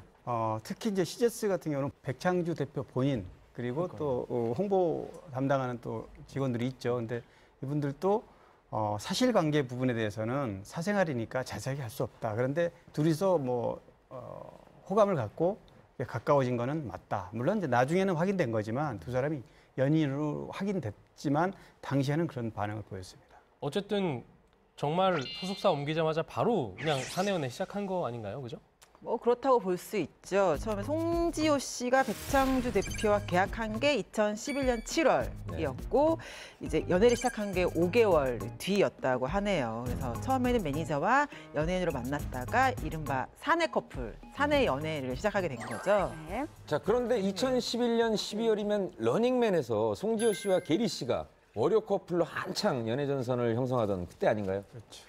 많은 시청자분들이 아직도 순진하세요. 이제 그건 다분히 제작진이 이제 러브라인을 형성해서 시청을 높이기 위한 약간의 하여튼 수인데요. 예, 그거 어쨌든 이제 그때 많이 이제 화제가 됐었어요. 그래서 열애 사실 한다고 그러니까 월요 커플이 아닌 사내 커플이 웬 말이냐라는 댓글도 달리고 하니까 그리고 게리 씨한테 힘내라. 마음을 추스려라. 세상에 여자가 송지효밖에 없냐. 이런 댓글들이 달리니까 게리 씨가 트위터에 이제 자기 심정을 밝혔어요. 그래서 굳이 내기하지도 않아도 되는 미안하단 말을 내가 왜 들어야 하나. 또 우리가 처음부터 꽁트를 너무 열심히 했나. 이거 캐릭터입니다. 그리고 힘내라는 얘기는 그만해라. 스타일이 아니니까. 힘 더 빠지겠네. 힘들 게 있어야 힘들지. 진짜 힘든 사람은 따로 있는데 난 그저 자아를 찾는 게 힘들 뿐이라는 애매모호한 가사 같은 저는 보고 나서 랩인 줄 알았어요. 당신에게 하지 않아도 되는 말, 미안하단 말을 내게 할 뿐. 이러면서 약간. 그래서 죄송한데 랩을 할 저기 이진 씨 쇼미더머니로 보낼까요? 쇼미더머니에 가세요. 왜 여기서 그래요? 아니, 제가 사과드릴게요. 저분 음악에 신나고 나서부터 저렇게 된 거예요. 이건 저희 실수입니다. 보내자고. 네. 어쨌든간 여러분들은 저를 불쌍하게 생각하지만 게리가 불쌍하다는 댓글까지 달렸어요. 그때 당시에는. 그래서 실제 커플이 아닌데 관심이 너무 심하다. 근데 한간에 들리는 소문에 의하면요. 송지효 씨가 그렇게 사랑꾼이라는 얘기가 있어요. 사랑꾼이 뭐예요? 사랑꾼 아닐까요? 당시에 2012년 12월에 이제 방송 중에 네티즌 수사대가 하나 발견한 게 있어요. 송지효 씨 손톱에서 단서를 찾았습니다. 손톱에 100CJ 이렇게 찍힌 이니셜이 들어 있었는데 이름만 본다면 백창주 CGS 대표. 그래서 둘이서 사귀는 게 아닌가. 이 얘기에 이제 처음 이게 근거가 나온 것 같아요. 이니셜로만 보면 딱 맞아 떨어지는 거죠. 네, 이 부분에 대해서 새로운 시각도 한켠에 있었는데 굳이 제가 말씀을 드릴게요. 네일아트의 이니셜은 백창주 대표가 아닌 송지효 씨 주연의 영화, 당시 주연이었던 영화 자칼이 온다의 홍보 문구다라고 주장하는 설도 있었는데 제이 씨는 자칼, 뒤집으면 자칼이고 백은 돌아오다로 이해하면 어느 정도 신빙성이 있는 얘기라고 보기에는 굉장히 무리가 있네요. 제가 얘기했지만 이거는 무리가 있는 얘기야. 근데 일단은 많은 관심을 받았던 스타와 매니저 커플이었는데 두 사람은 지금까지 계속 만나고 있나요? 어떤 관계인가요, 지금? 송지효 씨와 백창주 대표가 사귀고 있을 때도 이제 여러 차례 결별설이 좀 있었어요. 근데 작년 6월에 그 보도가 한번 나왔었는데 송지효가 CGS 엔터테인먼트와 결별을 하고 다른 매니지먼트사와 이제 계약을 추진하고 있다. 이 기사가 나오면서 또 한번 결별설이 또 불거졌었습니다. 이적설과 결별설에 대한 소속사의 입장은 어땠나요? 당시에 재빨리 공식 보도자를 통해서 입장을 밝혔습니다. 송지효 씨 이적설은 명백한 오보다. 확인되지 않는 내용으로 송지효 씨와 계약을 준비하던 작품과 광고주들의 문의가 빗발치고 있다. 큰 차질이 일고 있다. 라는 입장을 발표했습니다. 그러면 결별설은 그냥 썰이었을 뿐이네요. 사실은 아니었던 거네요. 근데 안타깝게도 이적설이 있고 나서 한 달이 채 되지 않아서 송지효 씨와 업무 종료 사실을 또 알리게 됩니다. 이제 소속사로 나오게 되는 거죠. 이제 아울러서 당시에 이제 백 대표와는 2년 전 관계를 정리했다. 한동안 배우와 매니저로 지내왔다라는 것도 함께 발표했습니다. 송지효 씨는 그럼 CGS 엔터테인먼트에서 이제 계약 종료해서 나와서 지금 어느 회사에 소속돼 있나요? 지금 송지효 씨는 적이 없습니다. 무적 상태에 있고 거의 1년 가까이 됐죠. 작년 8월에 CGS하고 계약 기간이 끝났으니까. 근데 이제 이 부분에 대해서는 제가 뭐 백창규 대표를 직접 한번 물어봤는데 송지효 씨하고는 안 만나느냐, 결별한 걸로 돼 있으니까. 과거에 연인이었던 건 맞느냐, 연인이었던 건 맞고 지금 헤어졌다. 그런데 지금 무적 상태에 있다는 게 좀 이상하다. 왜냐하면 굳이 CGS하고 계약이 끝났는데 재계약을 하지 않고 적을 두지 않는 거는 왜 그러느냐. 그랬더니 지금은 이제 무적 상태에서 CGS가 송지효 씨 일을 봐줍니다, 조금. 그러니까 완전히 그 계약상으로는 그 소속사가 아니지만 조금 일을 좀 봐주는 그런 관계이고. 아니 그러면 예를 들자면 정치로 보면 탈당을 했다가 무소속으로 됐다가 다시 복당 가능성 뭐 이런 게 가능한가요? 전혀 없다고 볼 수 없습니다. 그 부분에서는 아직은 뭐 결정난 게 없어서 모르겠다고만 얘기했지. 그 새로운 소속사로 들어가지 않는 걸로 봐서, 그리고 일을 좀 뒤에서 봐주는 걸 봐서 또 상황이 되면 다시 돌아올 수도 있지 않을까, 이런 추측은 해볼 수 있죠. 그래서 결국엔 두 분 다 그럼 새로운 인연에 대한 소식은 없는 거죠? 네, 없는 거죠, 본인들이. 사실 백창주 대표는 연예계에서는 꽤나 이름이 좀 알려진 분이에요. 구체적으로 어떤 분인가요? 그 백창주 대표는 뭐 송지효 씨 연인으로 뭐 크게 알려졌지만 그 이전에 이미 아주 로드 매니저부터 탄탄하게 자기 길을 다져온 분으로 알려져 있습니다. 그래서 23살의 어린 나이로 매니저 일을 시작했고요. 2000년에는 권상우, 이동건, 이승연 씨가 있는 뭐 당시 매니저였죠. 아이스타 시네마로 이사를 재직했고요. 그다음에 2006년엔 여리 인터내셔널 이사로 지내기도 했습니다. 그리고 그 2009년에 JYJ 나왔을 때 사실은 아무도 받으려고 하지 않을 때 JYJ와 함께 회사를 만들어서 큰 화제가 됐었죠. 그렇죠. 사실 JYJ 처음에 모두가 연예계에서 결함으로 바위치기다. 사실 그랬으니까 당시에는. 근데 어쨌든 JYJ를 분리를 시켜서 독립을 시켜서 지금까지 잘 끌고 온 거죠. JYJ는 SM 엔터테인먼트와 전속 계약 분쟁으로 활동 제약 자체에 문제가 좀 있지 않았나요, 그 당시에? 그렇죠. 그 와중에 당시 JYJ는 백창주 대표를 만나면서 승승장구하게 됩니다. JYJ가 전 소속사인 SM 엔터를 상대로 전속 계약 효력 정지 가처분 신청을 냈죠. 근데 이는 거의 연예계에서 표준 계약서를 정착시키는 과정에서 백창주 대표가 JYJ에게 힘을 보태준 아주 중요한 뭐 사건이라면 사건이었던 거죠. 네. 사실은 SM 거대 기획사 아닙니까? 그렇죠. 네, 거대 기획사와 맞서가면서 JYJ를 계약한다는 건 사실 쉽지 않은 일인데 그런 점에서 보면 이제 백창주 대표는 정말 대단하네요. 네. JYJ 역시 이제 CGS 엔터테인먼트 매출의 1등 공신인데요. 네. 그 최고의 배우들이 CGS 엔터테인먼트와 계약을 하는데 좀 힘을 보태기도 했기 때문에 어떻게 보면 둘은 서로 상부상조하는 관계라고 볼 수 있겠죠. 그럼 현재 우리 CGS 엔터테인먼트의 소속 연예인은 누가 있습니까? 뭐 JYJ를 비롯해서 뭐 설경구 씨, 뭐 황정음 씨, 강혜정 씨, 박주민 씨, 송유국 씨 아주 탄탄한 배우들이 자리를 꽉 잡고 있죠. 결국에는 기획사라는 것도 크다 보면은 네. 처음에 들어갔던 사람들이 잘 대우받고 이래야지 그 다음 사람들이 따라서 들어가는 걸 텐데 이 백창주 대표의 수완이 아무래도 좀 뛰어난 것 같아요, 이쪽으로. 뭐 백창주 대표는 젊은 나이에 이런 그 기획사를 좀 탄탄하게 꾸려온 그런 그런 공헌이 좀 있고요. 네. 그래서 뭐 이쪽 연예계 엔터테인먼트 쪽에서는 그 능력을 어느 정도 인정을 하는 분위기입니다. 그런데 일단 소속된 연예인들한테 나이가 많건 적건 우선 편안하고 안정적으로 활동할 수 있게 돌봐준다는 차원이지 그 연예인을 통해서 수익을 얼마 내서 내가 뭐 지분 얼마 받아서 이러겠다 이런 거보다는 먼저 연예인에게 먼저 득이 가도록 하다 보니까 연예인들이 한 번 계약을 하고 또 소문이 나면 다른 데서 다시 또 스타들이 또 몰려오고 이런 분위기로 가는 그런 스타일의 매니저라고 하면 알면 되겠습니다. 확실히 백창주 대표 진짜 이렇게 소속 연예인들의 마음도 얻고 게다가 또 사업 수완까지 있으니까 회사 잘 되는 건 당연한 얘기 같습니다. 네. 사실 이제 상장하지 않은 회사들 중에서는 최고 유망주예요. SM은 이미 엄청 커버렸고 그리고 YG, 키스트, 그다음에 JYP 다 컸는데 FNC의 마지막 상장 회사가 이제 FNC라면은 그 다음을 잇는 회사가 CGS 엔터 정도가 아니냐. 네. 벌써 이제 초기 자본금이 3억 원이었는데 2014년 매출이 590억, 와. 2015년에 거의 추정 700억 정도까지. 네, 그리고 사실 CGS 엔터테인먼트가 그 아티스트뿐만 아니라 직원들의 대우도 굉장히 좋기로 유명하거든요. 그래서 매니저들 같은 경우는 연예인들의 스케줄에 좀 맞춰져 있다 보니까 여름 휴가 같은 거를 잘 못 가는 경우가 있을 수 있잖아요. 그래서 여름 휴가 5일에 특별 상여금까지 지급을 한다고 하고요. 좀 재밌는 얘기가 백창주 대표가 스트레스를 받으면 직원들한테 선물을 준대요. 그래서 기뻐하는 모습을 보면서 스트레스를 푼다고 합니다. 근데 이런 대표님이 정말 인기 진짜 많으세요. 근데 되게 좋으세요. 실제로 이게 백창주 대표님을 만나보신 또 기자님이 혹시 계신가요?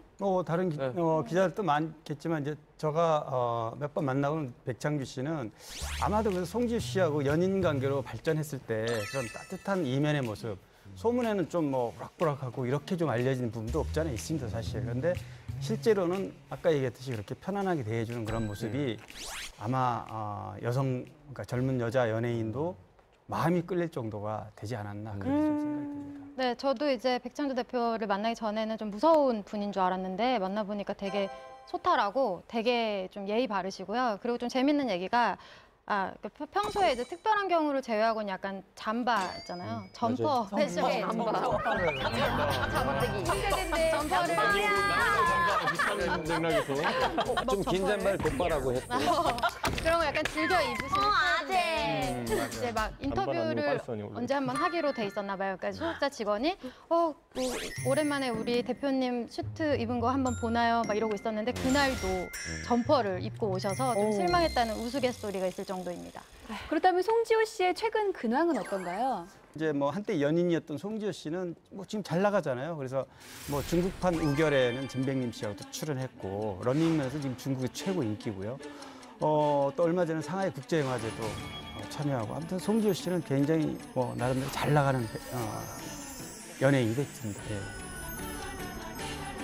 이번 풍문의 주인공은 드라마 태양의 후예를 통해서 2016년 최고의 대세남으로 떠오른 배우 송중기 씨입니다. 송중기 매니저 덕에 25억 건물 들였다? 빠밤! 자, 혹시 송중기 씨와 인터뷰를 해보셨거나 관련된 풍문을 알고 계신 분 계신가요? 근데 송중기 씨는 이름만 나와도 엄마 미소 짓게 돼요. 너무 좋고 그리고 저는 이 풍문 너무 궁금한 게 매니저 덕에 25억 건물주 된 거. 요거 좀 풀어주셨으면 좋겠는데요. 맞아요. 매니저 덕. 저도 뭐 이 빌라에 한번 가봤거든요. 네네.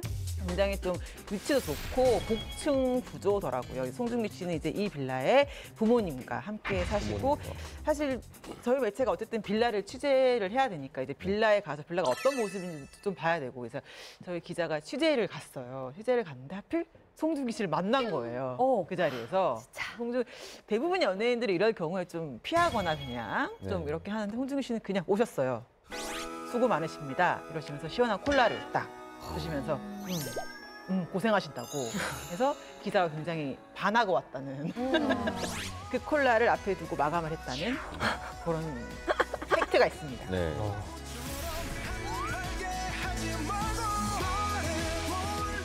대중에게 기억되는 작품에 출연하는 것도 어려운데 이 스타덤에 오르더라도 사실 다음 작품에 실패하면 나락으로 떨어지기 쉽잖아요. 근데 송중기 씨는 차곡차곡 필모그래피를 쌓아서 성장한 경우가 맞죠. 송중기 씨가 이제 스타가 되는 데는 벼락 스타는 아니잖아요. 차근차근 올라왔는데 사실은 매니저 김정용 씨의 공이 매우 컸습니다. 왜냐하면 이분이 이미지 메이킹에서 작품 선택, 그다음에 뭐 등등의 꼼꼼한 전략을 세워서 실행에 옮겼다고 합니다. 그래. 김정용 씨는 이제 송중기 씨와 그 고락을 함께 해오면서 신의를 좀 쌓아온 사이인데 두 사람이 이제 스타와 매니저 관계 이상이라고 사실은 소문이 자자해요. 당시 사이더스 HQ 매니저였던 김정용 씨가 우연히 아는 매니저에게 연기학원 다니는 괜찮은 친구가 있다라고 해서 추천을 받았고 송중기 씨를 거물급 연예기획사 사이더스 HQ에 연습생으로 계약시킨 장본인이죠. 그 뭐 사이더스 HQ 잠깐 설명을 드리자면 뭐 어마어마했죠. 네. 유명 배우들이 한 100여 명 가까이 포진한 몇 명 들자면 전지현, 조인성, 장혁, 한예슬, 차태현 씨 등 거물급 배우들이 있었고요. 그 당시 뭐 최대 기획사였습니다. 그래서 여기에 이제 많은 연기 지망생들의 꿈의 직장이었죠. 근데 여기에 송중기 씨가 그들 중에 하나로 시작한 거죠. 네, 연습생 시절에 우리 중기 씨는 그때도 여전히 맞잖아요? 뭐 그렇다고 하는데요. 우리라고 했네. 준기 씨, 송중기 씨도 그 뽀얀 피부에 땀을 삐질삐질 흘리면서 그렇게 월말 테스트를 받는 그런 연습생 시절이 분명 있었다고 해요.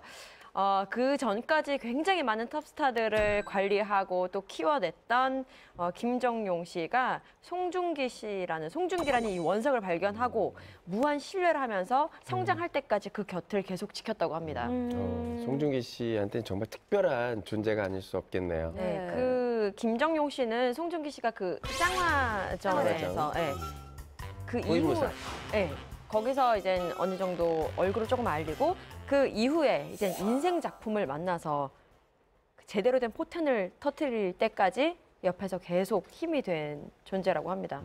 정답. 인생 작품은 늑대소년 아닌가요? 네, 맞습니다. 네. 박보영 씨랑 같이 주연을 맡았던 늑대소년으로 제대로 포텐을 터뜨렸는데요. 이 작품 역시 김정용 이사가 송중기 씨한테 영화를 한번 해보자 이렇게 얘기를 하면서 서로 대화를 한 끝에 결정을 하게 된 거라고 합니다. 사실 늑대소년 작품은 이게 흥행 실패 위험도가 좀 높지 않았을까요? 맞아요. 약간 많이 판타지 높았었죠. 아닌가요? 네. 네, 그러니까 이제 김정용 이사의 촉이 좀 대단했던 건데요. 그 늑대소년이 약간 소재 특성상 대박 아니면 쪽박일 수 있는 그런 시나리오거든요. 근데 이거를 그럼에도 불구하고 선택을 했던 이유는 송중기 씨가 주연으로 이름을 걸고 나가는 첫 영화였기 때문이라고 합니다. 마음이가 있지 않았나요? 마음이 있었죠. 마음이는 강아지가 주인공이었죠. 네. 강아지가 출연료가 5천만 원인데 송중기 씨는 그보다 훨씬 못 미쳤다고 그랬죠, 당시에. 그래, 실제로 그랬어요. 맞죠. 유명한 일화입니다.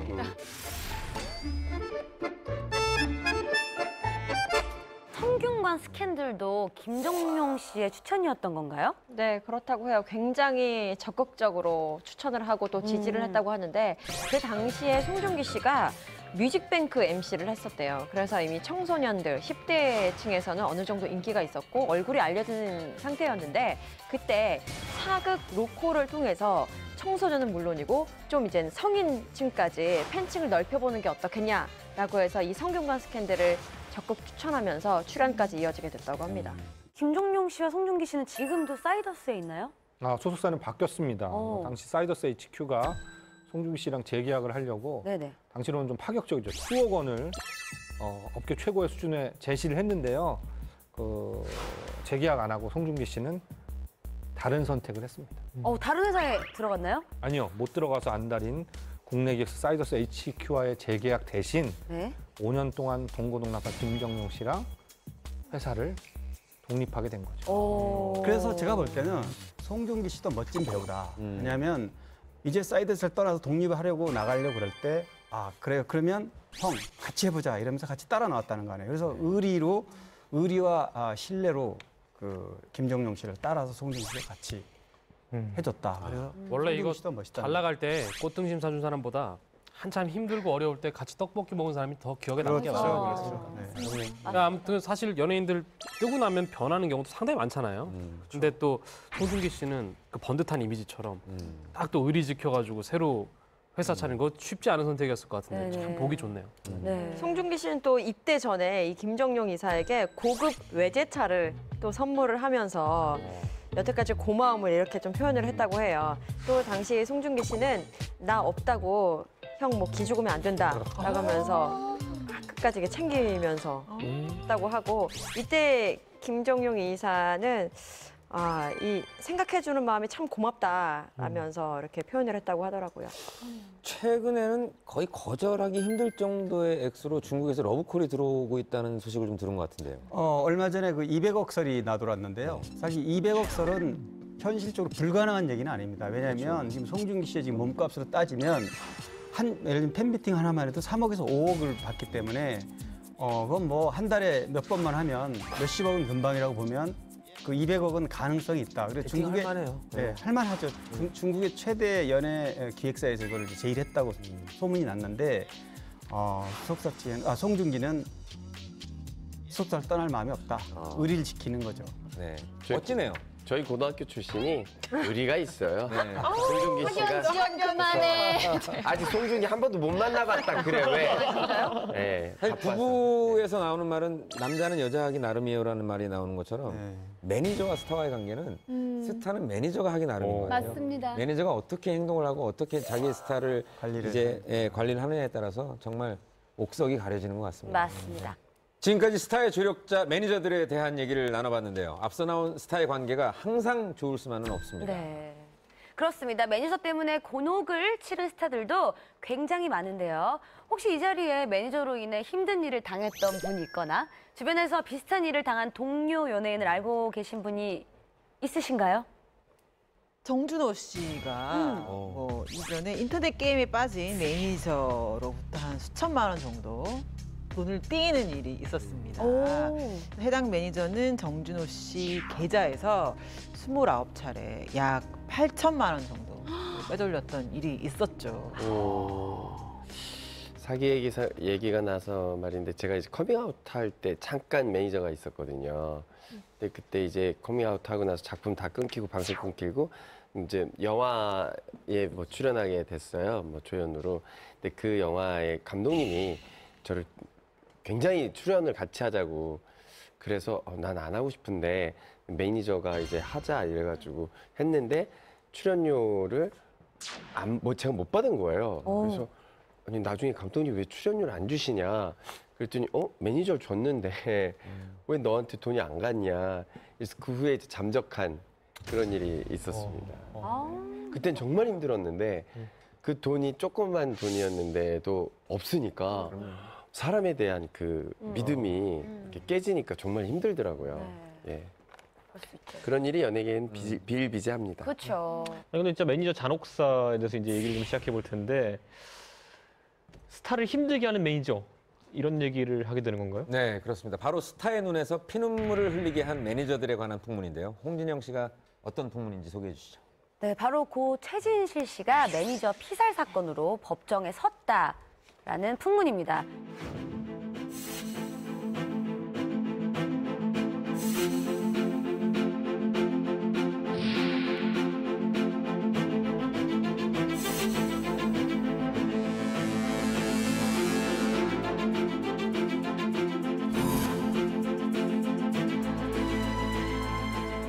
네, 고 최진실 씨의 전 매니저는 1세대 매니저로 잘 알려진 고 배병수 씨인데요.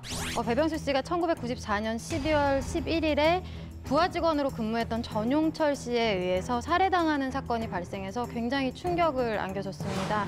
그런데 맨 처음에 배병수 씨의 가족이 실종 신고를 했었거든요. 근데 경찰이 이제 배병수 씨의 집을 수사를 하던 중에 격투의 흔적을 발견을 하게 된 거예요. 그래서 실종 사건에서 강력 사건으로 수사 체제를 전환을 했어요. 그래서 이후에 경찰 추적 끝에 전용철 씨가 검거가 됐고 배병수 씨 살해 및 암매장 사건의 전모가 드러나게 된 겁니다. 전용철 씨는 배병수 씨 그러면 부하 직원이라고 얘기를 해야 되는 거죠? 그렇죠. 저는 전용철 씨를 이제 봤는데 최진실 씨가 광화문에 신문사에 인터뷰하러 오면 전용철 씨가 운전도 하고 이렇게. 근데 키도 외수 조그만하고 곱상하게 생겼어요, 사실은.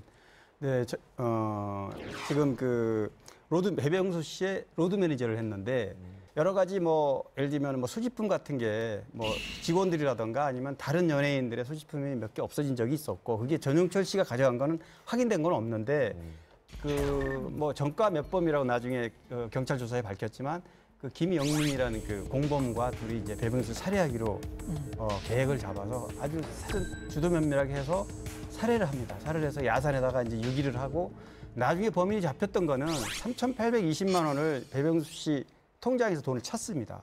그런 것들이 이제 CCTV에 포착이 되고 해서 결국은 범인을 잡혔고 무기징역, 현재도 감방 생활을 하고 있습니다. 근데 이 사건과 고 최진실 씨와는 어떤 관련이 있었던 걸까요? 앞서 이제 말씀을 드린 것처럼 전용철 씨는 고 최진실 씨의 로드 매니저였어요. 그러다 보니까 전용철 씨의 변호인이 이 범행 동기와 정상 참작을 위해서 고 배병수 씨와 전용철 씨의 어떤 사이를 잘 알고 있는 최진실 씨를 증언대에 이제 세우게 된 거죠. 고 최진실 씨가 법정에 출석을 해서 비공개로 증언을 하게 되는데요. 다혈질인 고 배병수 씨가 전용철 씨에게 가끔 심하게 대하긴 했지만 이것이 살인까지 이어질 만한 상황은 아니었다라고 증언을 했었고요. 또 피고인인 전용철 씨에 대한 어떤 관대한 처분을 내려줄 것도 요청을 했다고 해요. 근데 진짜 충격인 게요. 자신을 만들어준 매니저를 자기가 또 일을 했던 매니저가 살해를 한 거잖아요. 이건 좀 말로만 들어도 정말 좀 무섭네요. 이게 좀 민감한 질문이긴 한데 아까 김효성 기자님 말씀하셨지만 약간 전용철 씨가 배병수 씨를 이렇게 살해했다는 게 좀 약간 동기도 약간 불명확하고 좀 다른 루머도 좀 있었다고 제가 들었거든요. 당시에 뒷말이 아주 무성했었죠. 이제 그중 하나가 누군가의 사주로 전용철 씨가 범행을 저질렀다라는 말이 굉장히 많았습니다. 이제 당시에 전용철 씨는 이제 자신의 범행을 사주한 사람이 있고 그 사람이 면회를 오지 않는 것에 대해서 굉장히 불쾌한 감정이 좀 있었다고 해요. 그래서 실제로 2003년 당시 좀 알고 있던 기자였죠. 그 지인을 통해서 내가 누군가의 사주를 받아서 살해를 했다라는 충격적인 내용으로 언론에 보도까지 된 일이 있었습니다. 이런 루머가 연예계에 돈 게 전용철 씨가 배병수 씨를 살해할 만한 특별한 이유가 없었기 때문인데요. 당시에 수사본부에서도 전용철 씨의 주머니에서 그 특정인의 신용카드가 나왔기 때문에 좀 사주설에 무게를 두고 수사를 진행했다고 합니다. 근데 전용철 씨가 이제 주인이 자리를 비운 사이에 차 안에서 신용카드를 훔쳤다고 진술을 했고 또 수사진들은 혐의는 있지만 물증이 없었기 때문에 사건을 검찰에 송치했습니다. 전용철 씨는 고 최진실 씨의 팬으로도 알려있죠? 네, 고 최진실 씨가 안타깝게 세상을 떠났을 때 전용철 씨가 또 언론사에 편지를 보낸 내용을 좀 살펴보면 지난 일주일은 아주 힘들고 고통스러운 시간이었다. 그녀의 죽음을 뉴스로 접하고 온몸이 굳어지는 것 같은 충격을 받았다. 이보다 더한 시련과 고통 속에서도 오뚜기처럼 일어난 사람이었는데 왜 가족들을 남기고 떠나갔는지 모르겠다라는 내용이었고요. 또 이어서 하루 한두 시간밖에 못 잤지만 고 최진실 씨와 함께했던 그때 그 시간이 자신의 인생 중에 가장 행복했던 것 같다. 물론 그럴 자격이 없지만 언젠가는 꼭 한번 그녀를 다시 만나서 마음속의 이야기를 하고 싶었다라면서 안타까운 심경을 토로하기도 했어요. 참 말로 표현하기 힘든 씁쓸한 사건입니다. 1세대 매니저로 알려진 고 배병수 씨가 키워낸 스타가 사실 최진실 씨 외에 또 누가 있죠? 네, 배병수 씨는 고 최진실 씨 외에도 최민수 씨, 엄정화 씨, 허준호 씨, 또 독고 영재 씨를 키워낸 좀 전설적인 인물인데요. 당시에 배병수 사단이라고 할 만큼 굉장히 스타 군단을 형성을 해서 좀 영향력을 많이 행사를 했습니다. 그 배병수 씨는 사실 로비의 규제로도 굉장히 유명합니다. 네, 그렇죠. 소속 연예인을 드라마나 영화에 출연시키기 위해서 작가나 PD집 앞에 가서 계속 서 있는다든지 아니면 마음 먹고 덤벼들면은 이렇게 성사시켜 놓지 않은 작품이 없다라고 말할 정도로 굉장히 어쩌면 매니저로서는 굉장히 능력이 있으신 거죠. 그 당시에는 집 앞에서 기다리면 배역을 주든 그렇죠. 그런 시절에서 약간 어떻게 보면 좀 약간 너무 아날로그식 사고 방식인데 이런 일화도 있습니다. MBC 드라마 폭풍의 계절에 고 최진실 씨가 김희애 씨와 함께 더블 캐스팅이 됐어요. 그래서 투탑으로 가는데 드라마 예고 카피가 폭풍 같은 여자 김희애, 별 같은 여자 최진실 이렇게 나온 거예요. 순서가. 순서라기보다는 제목에 폭풍이 들어가니까 폭풍의 계절에 폭풍 같은 여자니까 이거는 우리 최진실 씨가 고 최진실 씨가 들러리 같은 느낌이 든다. 카피를 바꿔달라는 걸 요구해가지고 실제로 카피를 바꿨고요. 네. 그 촬영에서도 이제 사실 드라마는 마지막 장면에 클로즈업을 누굴 잡으면서 끝나냐에 따라서 굉장히 그 판도가 바뀝니다. 예. 그래서 그 클로즈업 잡힌 분들이 그 다음 주 연습할 때 밥도 다 사고 그러거든요. 근데 김희애 씨가 한번 클로즈업 잡혀서 끝나면 그다음에는 고 최진실 씨에게 줘라. 그래서 분량을 가지고 또 많이 제작진들에게 주니까 그 연기자 입장에서는 저는 좀 든든한 매니저죠. 그런 자리가 없구나. 근데 정말 보통 분은 아닌 게 확실한데 그러면 또 여기에서 엄정화 씨는 어떻게 캐스팅이 된 거예요, 처음에? 한나절 신문사의 인터뷰 최진실 씨와 같은 수속돼 있을 때 같이 따라와서 거의 요즘 얘기로는 좀 뭐라 그럴까요? 약간 끼어팔기 비슷한 이런 형태로 엄정화 씨를 이런 역할을 줘라. 아니면은 안 하겠다 이런 해서 그래서 자기가 데리고 있는 배우들이나 아티스트를 충분히 이렇게 케어할 수 있도록 그러니까 어떻게 보면 매니저로서는 최상의 매니저라고 최상이에요, 보는 최고. 거죠. 네. 어떤 선구자적인 시스템을 완전 매니저의 어떤 시스템은 이것이다라는 것을 보여주셨군요. 그러니까요. 아니 얘기를 들어보니까 일적인 면에서 본인만의 철학이 굉장히 확고하신 분 같은데요? 그래서 이제 뭐 그 당시에는 매니지먼트가 정립이 되지 않은 상황, 90년대 이전에는 지금처럼 비교할 수는 없지만 나름대로는 그래도 방송사와 딜을 하고 뭐 기업과 CF 개런티가 딜할 정도면 굉장히 매니저로는 좀 자격이 있다고 봐야죠. 그런 역할을 배병수 씨가 해놓은 겁니다, 사실은. 대단하신 분이네요. 사실은 스타 매니저라는 어떤 그 제목을 처음 만드신 분이 아닌가 싶을 정도로 어떤 카리스마도 있었고요. 그리고 머리 항상 묶고 다니셨잖아요. 네, 정장을 입고 머리 항상 묶고 다니셔서 저분이 배병수 씨다 그러면 그분의 존재감을 잊어버릴 수가 없어요. 그렇기 때문에 기억을 할 수밖에 없고 또 어떤 그분이 이제 표현하는 어떤 그런 모습이나 이런 것들이 좀 약간 정말 스타처럼 막 뭐 이렇게 얘기하는 방식이나 이런 것들이 좀 멋졌던 약간 그런 부분이 있어서 좀 많이 유명했던 분이었던 것 같아요. 당시에 평가는 어땠을까요? 이렇게 예를 들어 이런 게 정착되지 않았던 연애 시스템에 이런 걸 도입했다고 하면은 평가가 처음에 좋았을 리가 없어 보이는 게 야구 같은 것도 우리 보면 항상 우리 선수 해외 진출할 때 보면은 뭐 스콧 보라스 이런 사람 나올 때 보면은 뭐 1,000원 받을 사람 2,000원 받게 해주고 이게 우리 입장에서야 우리 선수 가서 돈 많이 받으면 좋지만은 구단 입장에서야 환장할 일이잖아 이거 완전히 보면은. 사실 주변의 평가는 그렇게 좋지 않았던 네. 걸로 좀 전해지고 있는데요. 일단 자신의 그 소속사 연예인들을 굉장히 잘 챙겼다라고 많은 평가가 있었지만 너무 자신의 소속사 연예인만 챙기는 거죠. 그래서 그것이 좀 심한 경우에는 뭐 다른 사람의 목까지 가로채가지고 내 배우한테, 내 스타한테 주는 경우가 있다 보니까 당연히 싫다는 평가가 있을 수밖에 없었고 뭐 당시에 최고의 쇼였던 주병진 쇼나 잔이윤 쇼에 뭐 출연을 했을 때도 다리를 이렇게 저처럼 꼬고 다리를 꼬고 뭐 비스듬히 앉아서 약간 좀 이미지 자체가 시청자 보기에는 좀 좋지 않았다라는 평가도 있었다고 하고요. 또 게다가 자신이 책정한 어떤 스타의 개런티, 액수를 절대로 조정하는 법이 없었다고 해요. 그러다 보니까 광고계에서도 너무 좀 세다라는 평가가 있었다고 하더라고요. 이게 말을 조금만 바꿔서 하면 벼랑 끝 전술이잖아요. 보면은 우리 2천만 원 안 받으면은 안 움직일 거야. 뭐 이렇게 하면. 이게 좋은 평가를 받았을 리가 없을 것 같은데 약간 처음에는. 그런데 당시에 최진실 씨 같은 경우는 절대적인 인기를 최실아 씨하고 그 90년대에 브라운관을 완전히 평정했었기 때문에 그렇게 벼랑 끝 전술을 해도 결국은 방송사가 양보를 하고 개런티를 올려주고 했습니다. 배우에 대한 철저한 관리를 했고 그리고 고 최진실 씨와 같은 엄청난 스타를 키워냈을 만큼 뛰어난 안목을 가진 분이라는 점에서는 의심할 여지가 없을 것 같습니다. 결과만 놓고 보면 정말 안타까운 사건입니다. 매니저 때문에 피눈물을 흘린 스타들 두 번째 스타는 누군가요? 네, 두 번째 스타는 바로 한효주 씨입니다. 하주주 씨가 무슨 일로 그렇게 피눈물을 흘리게 된 건지 좀 궁금합니다.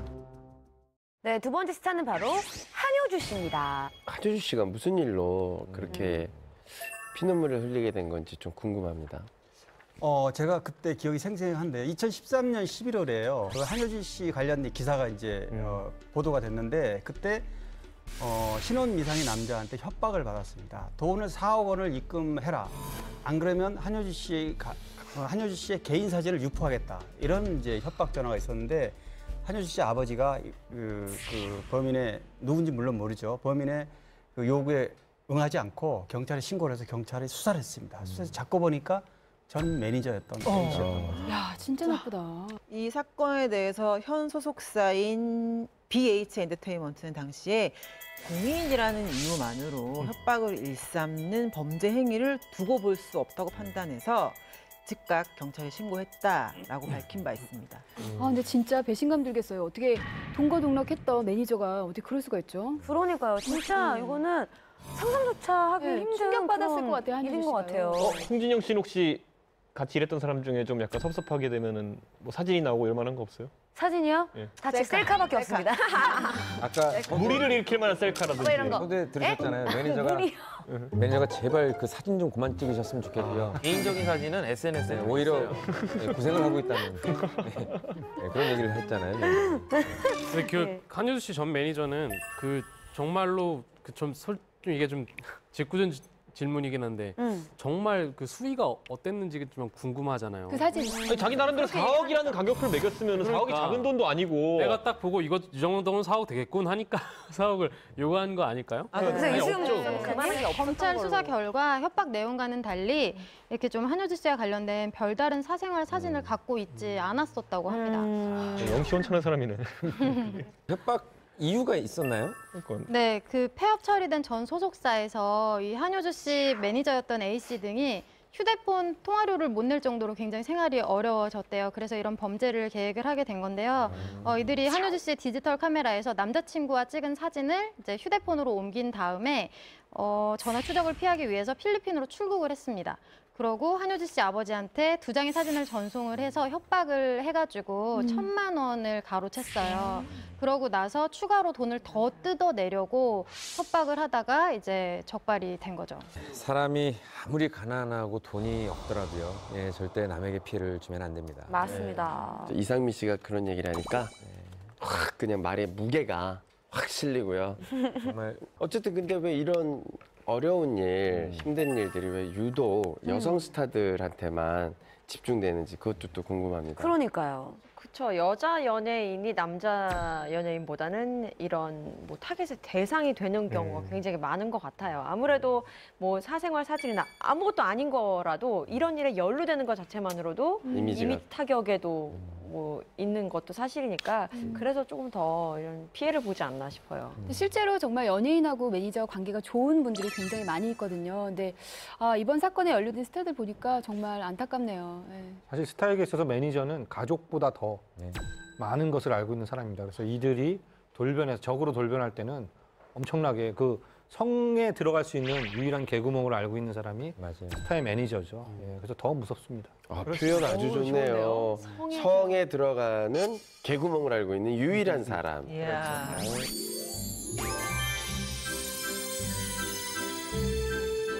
그런데 이 매니저가 예를 들면 이제 소속사에 보면 자기 소속 우리한테도 기자들한테도 많은 제보가 들어오는데 좀 그 연예인에 대해서 좋지 않은 소문이라든가 어떤 증거 같은 거를 소속사에 오면 그 매니저는 이제 만나서 철저하게 이거를 입막음을 시킵니다. 뭐 어떤 식으로든. 이거를 왜냐하면 자기 소속사 아티스트를 보호를 해야 되니까.